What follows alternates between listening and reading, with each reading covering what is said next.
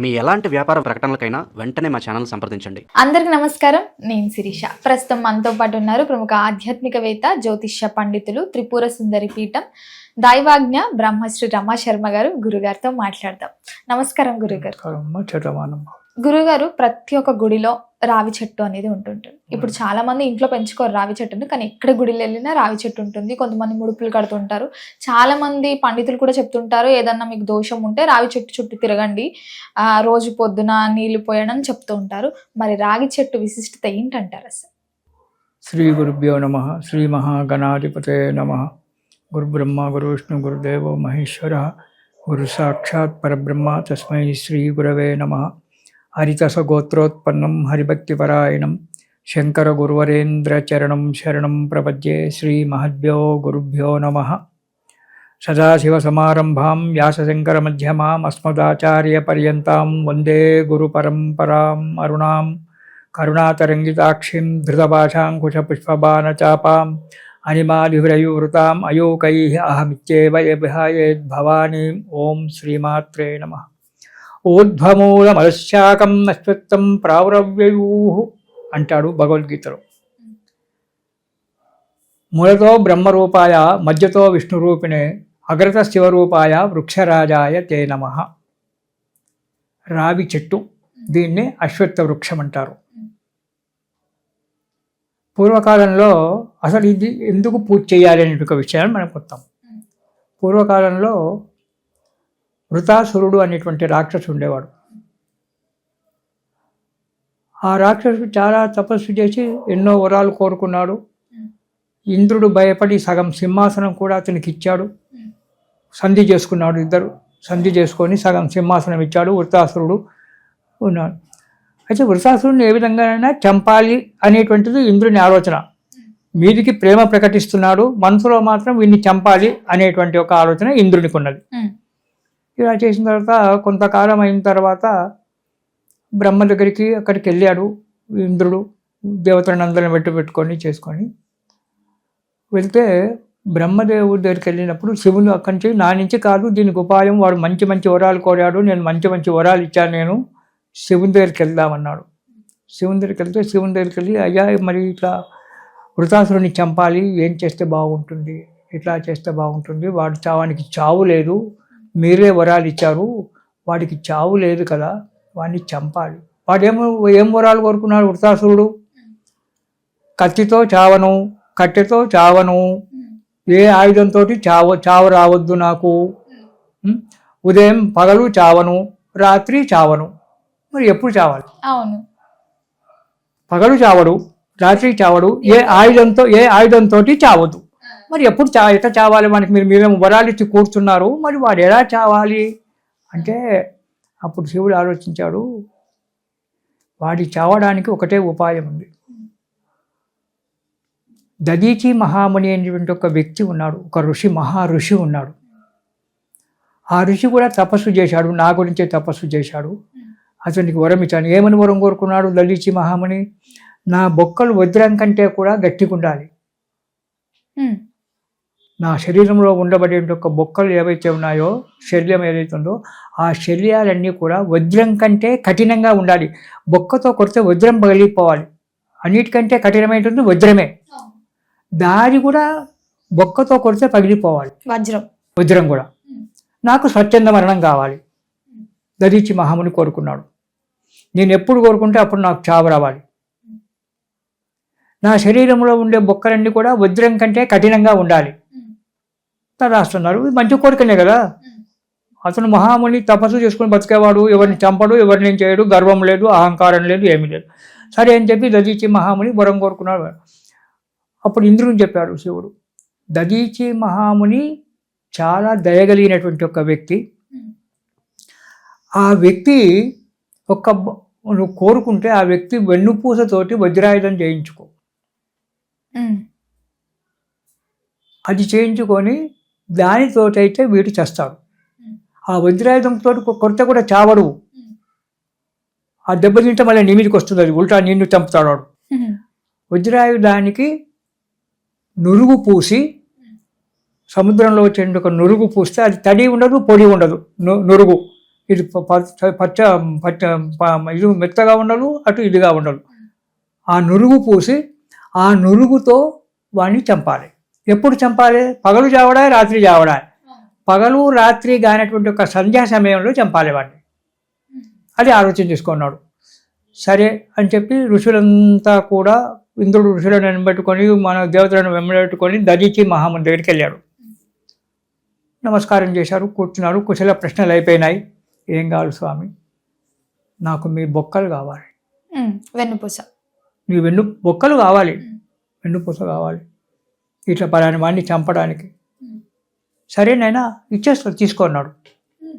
మరి ప్రాణం ఉండగా ఎట్లా తీసుకుంటాం? అవును, ఇచ్చేస్తానని చెప్పాడు. స్వచ్ఛంద మరణం కాబట్టి దదీచి మహామునికి అప్పుడే ప్రాణం వదిలిపెట్టేశాడు. పడిపోయినాడు. విశ్వకర్మ అంటే దేవశిల్పి విశ్వకర్మ వచ్చి అతని బొక్కలు తీసుకొని వెన్నుపూసతో వజ్రాయుధాన్ని ఇంద్రుడికి వజ్రాయుధం చేసి ఇచ్చాడు. తక్కిన బొక్కలన్నింటినీ తీసుకొని తలా ఒకటి ఆ దేవతలందరికీ కూడా ఆయుధాలు తయారు చేసి ఇచ్చేశాడు. ఇంద్రుడికి వజ్రాయుధం వచ్చింది, అది తీసుకున్నాడు. మరి వృత్తాసురుడు ఉన్నాడు కదా, ముఖ్యంగా వాణ్ణి చంపాలి కదా. వృత్తాసురుడిని చంపడానికి అతనితో స్నేహితం చేసి మనం సముద్రం ఒడ్డుకు పోదాంపా అని చెప్పి ఆ వృత్తాసురుడిని తోడుకొని సముద్రం ఒడ్డుకు పోయికుంటే సాయంకాలం అయింది. నేను సంధ్యావందనం చేసుకోవాలి అని చెప్పి వృత్తాసురుడు ఏం చేశాడంటే సముద్రంలో కాలు చేతులు పడుకొని ఆ ఒడ్డుకు కూర్చొని సంధ్యావందనం చేసుకుంటున్నాడు. అప్పుడే గాలి వచ్చింది. గాలికి ఆ సముద్రం అంతా నురుగంతా కూడా ఒడ్డుకొచ్చింది. ఇదే సమయం అనుకున్నాడు ఇంద్రుడు. ఆ నురుగును తీసుకొని వజ్రాయుధానికి పూశాడు. పూసి కొట్టాడు. ఆ వృత్తాసురుడు చనిపోయాడు. తడి పొడి కానీ నురుగు, ఉదయం కాదు, పగలు కాదు, రాత్రి కాదు, సంధ్యా సమయం. ఆ సమయంలో చంపేశాడు, అయిపోయింది. ఇక్కడ దదీచి మహాముని ఎప్పుడైతే ప్రాణత్యాగం చేశాడో అతని భార్య ఉంది, గర్భవతి. దదీచి మహాముని భార్య గర్భవతి. అయ్యో సహగమనం చెయ్యాలి, ఏడుస్తుంది, చితి పెట్టింది, శవాన్ని మిగిలిన శవాన్ని అంతా దాని మీద పెట్టేసింది, ఏడుస్తుంది. సహగమనం చెయ్యాలి, భార్యతో పాటు నేను కాలిపోవాలని చెప్పి తను ఒక చితి పెట్టుకొని రెడీ పెట్టుకుంది. చనిపోయే సమయానికి ఆకాశవాణి యొక్క మాటలు వినబడ్డాయి.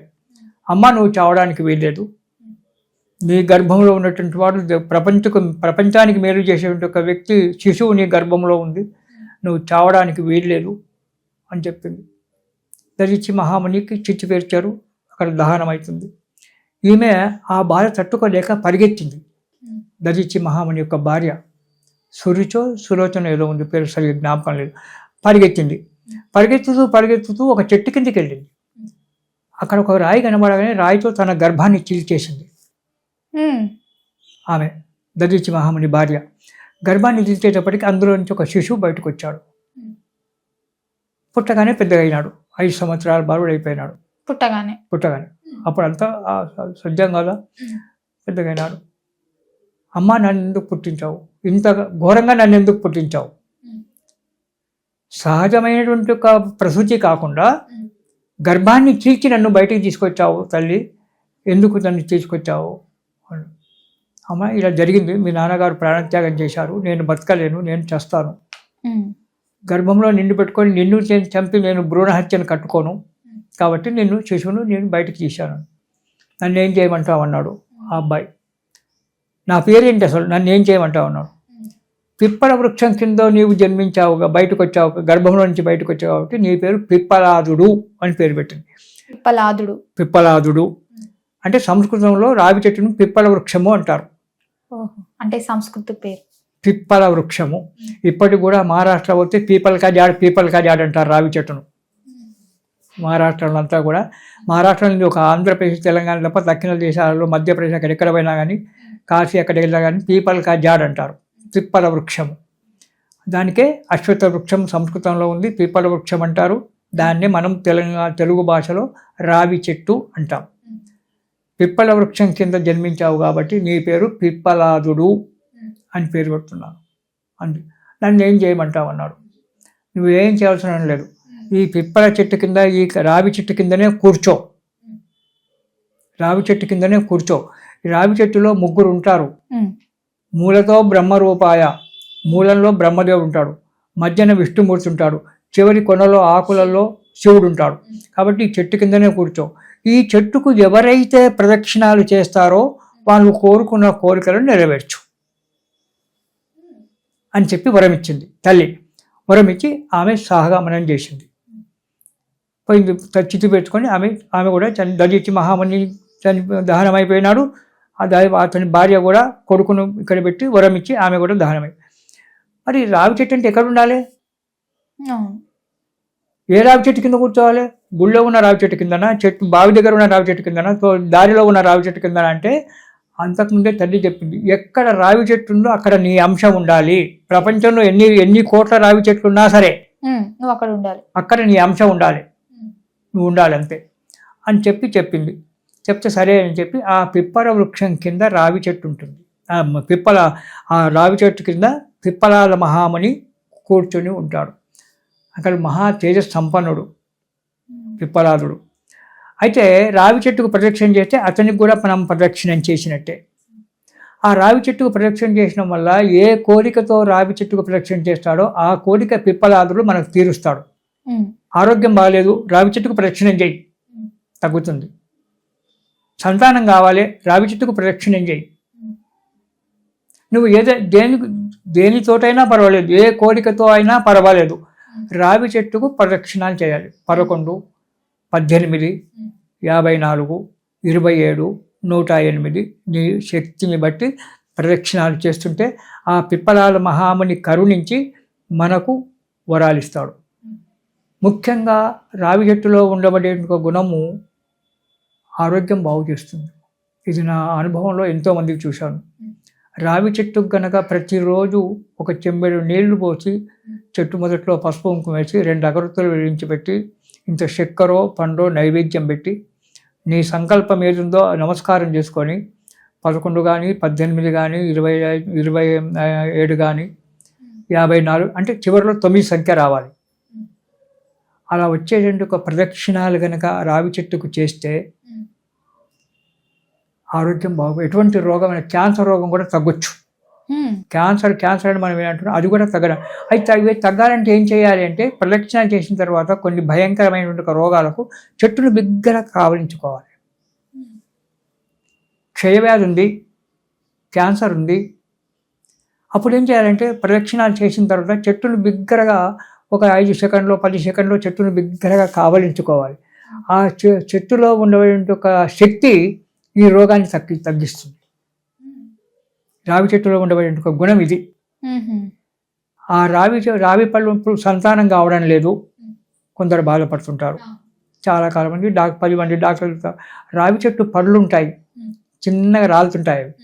ఆ రావి పళ్ళను తీసుకొచ్చి పొడి చేసి దాంట్లో తేనె కలిపి మీ 3 రోజులు బహిష్టైన 3 రోజులు అది కనుక తీసుకున్నట్టయితే, ఇట్లా ఒక 2 నెలలు 3 నెలలు తీసుకున్నట్టయితే గర్భవతి అవుతుంది ఆ సమయంలో. లేదా కొన్ని రోజుల పాటు వరుసగా ప్రతిరోజు కూడా ఆ రావి పళ్ళ యొక్క పొడి పౌడరు తేనె కలుపుకొని ఉదయమే పరిగడుపున కనుక మనం తీసుకున్నట్టయితే గర్భస్థ దోషాలు పోయి సంతానం అవుతుంది, వంద్యత్వ దోషాలు పోతాయని చెప్పి మనకు వైద్యశాస్త్రమే చెప్తున్నది. రావి చెట్టు సమిధలతో, మోదుగు సమిధలతో, అర్క అంటే జిల్లేడు సమిధలతో ఈ 3 కలిపి కనుక హోమం చేసినట్లయితే మృత్యుంజయం కలుగుతుంది. ఎటువంటి రోగమైనా తగ్గిపోయి హోమం చేసినట్లయితే ఎటువంటి రోగమైనా తగ్గిపోయి ఆరోగ్యంగా ఉండి మృత్యుని జయించు. అది చేసేటువంటి ఒక సరైన బ్రాహ్మడు దొరకాలి. మనకి సమిధలతో కనుక హోమం చేసినట్టయితే ఎటువంటి యొక్క రోగమైనా తగ్గుతుంది, ఎటువంటి కోరికైనా కూడా నెరవేరుతుంది. రావి చెట్టులో ఉండబడే గుణాలు చెప్తున్నాను. కాబట్టి ఈ రావి చెట్టు మనకి ఇంత ప్రాశస్త్యాన్ని పొందినటువంటిది. అది ఎక్కడున్నా మంచిదే. ఇంకోటి, రావి చెట్టు మనము ఆ రావి పళ్ళు తీసుకొచ్చి భూమిలో పెడితే చెట్టు పెరగదు, మొలవదు. అది 2 రాళ్ళ సందులో గుడి గోపురాల మీదనో ఎక్కడో రావు సందులోనో ఆ పునాది రాళ్ళ లోపటనో ఎక్కడో మొలుస్తుంది. పక్షి రెట్ట వేస్తే ఆ రెట్టలో ఉన్న గింజల వల్ల రావి చెట్టు మొలుస్తుంది. సద్యోజాతం ఇది చూడు. మరి అది సద్యోజాతం. అది మనం పెడితే మొలిచేటువంటి ఒక చెట్టు కాదు రావి చెట్టు, అది సద్యోజాతం. అంటే పక్షులు, కాకులు అవి పండు తింటాయి కదా, ఆ పక్షులు రెట్ట వేస్తే ఆ రెట్ట ఉన్న ఒక గింజ ఎక్కడైతే ఏ రాతి సందులోనో ఏ బునా సందు ఎక్కడో వెళ్తే అక్కడ మంచి సిమెంట్ రోడ్ ఉంటుంది, మంచి సిమెంట్ చేస్తాడో అక్కడ ఇంత సందు ఉంటుంది, ఆ సందులో నుంచే రావి చెట్టు బయటకు వస్తుంది. గుడి గోపురాల మీద రావి చెట్టు వస్తుంది. కాబట్టి ఆ రావి చెట్టు సహజమైన ఈనాడు పెంచుతున్నారేమో చెప్పలేను. నర్సరీలలో రావి చెట్టును కూడా మొలకలెత్తిస్తున్నారేమో, ఎందుకంటే టెక్నికల్ పెరిగిపోయింది, సైన్స్ పెరిగిపోయింది కాబట్టి. కానీ పూర్వకాలంలో దానికి ఉన్నటువంటిది అది దానికి మనం పెట్ట పెరిగేది కాదు, అది సజ్జోజాతం. దానంతలదే ఏ పక్షి రెట్ట వేస్తూనే పెరిగేటువంటి ఒక వృక్షం అది. అందుకే అది చొండలలో చెట్లలో ఎక్కడ పడితే అక్కడ ఉంటుంది. ఆ రౌతును పట్టుకునే వేర్లు ఉంటాయి, అందులో నుంచే దాన్ని తీసుకుంటే నీళ్లు పోసి పెంచేది కాదు అది. దాన్ని తీసుకొచ్చి మనం దేవాలయంలో పెట్టి దానికి నీళ్లు పోసి మళ్ళీ దాన్ని పెంచుతున్నాం. అలాంటి రావి చెట్టుకు మనం పూజ చేసుకోవాలి. రావి ఆకులు ఒక గుణం ఇస్తాయి. నడుములో నొప్పులు ఉన్నాయి, నడుములో నొప్పులు తగ్గడం లేదు, ప్రతిరోజు కూడా 7 రావి ఆకులు తెచ్చుకొని నడుము కింద పెట్టుకొని పడుకుంటే కొన్ని రోజులకు నడుము నొప్పి తగ్గిపోతుంది. మంచి ఔషధంలో కూడా మంచి ఔషధమే అది. రావి చెట్టు రకరకాల ఔషధం. మర్రి గింజలతో వంద్యత్వ దోషం పోతుంది, మర్రి సముద్రంతో హోమం చేస్తే మృత్యుంజయం కలుగుతుంది. రావి చెట్టుకు ప్రదక్షిణ ఏ కోరికతో ప్రదక్షిణ చేస్తే ఆ కోరిక నెరవేరుతుంది. ఆ పిప్పలాలు ఇవన్నీ కూడా పిప్పలాల మహాముని ఆ చెట్టు కింద ఉండడం వల్ల ఇవన్నీ కూడా మనకు జరుగుతూ ఉన్నాయి. ఇలాంటివి ఆ పిప్పల వృక్షం రావి చెట్టుకు ప్రతిరోజు కూడా మనం చేసినట్లయితే ఈ త్రిమూర్తులు మనకు అనుగ్రహించి పిప్పల మహర్షి ద్వారా త్రిమూర్తులు మనకు ఇచ్చేస్తారు. ఇది మనకు వ్యాస మహాముని చెప్పినటువంటి ఒక పురాణాలలో ఎందరో మహాప్రతివ్రతలు మహానుభావులు ఆ చెట్టుకు ప్రదక్షిణ చేసి ఎన్నో వరాలు కోరుకున్నటువంటివి. కాబట్టి ఇలాంటి రావి చెట్టుకు ప్రతిరోజు చేయడం చాలా ఉత్తమమైన విషయము. ఈ పిప్పలాల మహామునికి నమస్కారం చేసుకుంటూ గురుగారు మొత్తం మీద రాగి చెట్టు యొక్క విశిష్టత తెలియజేసినందుకు ధన్యవాదాలు. సంతోషం తల్లి.